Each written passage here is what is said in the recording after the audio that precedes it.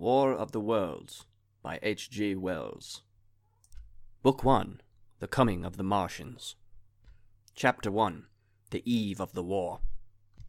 No one would have believed in the last years of the 19th century that this world was being watched keenly and closely by intelligences greater than man's and yet as mortal as his own, that as men busied themselves about their various concerns, they were scrutinized and studied, perhaps almost as narrowly as a man with a microscope might scrutinize the transient creatures that swim and multiply in a drop of water.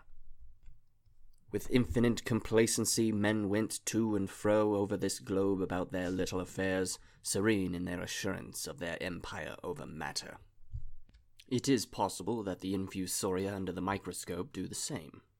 No one gave a thought to the older worlds of space as sources of human danger, or thought of them only to dismiss the idea of life upon them as impossible or improbable. It is curious to recall some of the mental habits of those departed days. At most, terrestrial men fancied there might be men upon Mars, perhaps inferior to themselves and ready to welcome a missionary enterprise.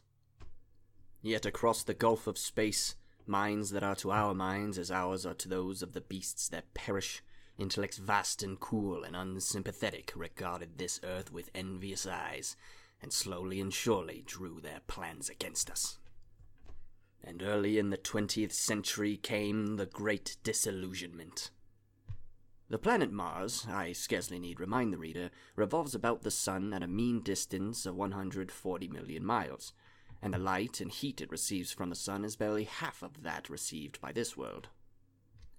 It must be, if nebular hypothesis has any truth, older than this world, and long before this Earth ceased to be molten, life upon its surface must have begun its course.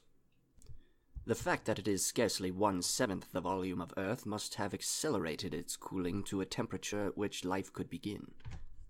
It has air and water and all that is necessary for the support of animated existence. Yet so vain is man, and so blinded by his vanity that no writer, up to the very end of the 19th century, expressed any idea that intelligent life might have developed there far, or indeed at all, beyond its earthly level. Nor was it generally understood that since Mars is older than our Earth, with scarcely a quarter of the superficial area and remoter from the Sun, it necessarily follows that it is not only more distant from time's beginning, but nearer to its end. The secular cooling that must someday overtake our planet has already gone far indeed with our neighbor. Its physical condition is still largely a mystery, but we now know that even in its equatorial region, the midday temperature barely approaches that of our coldest winter.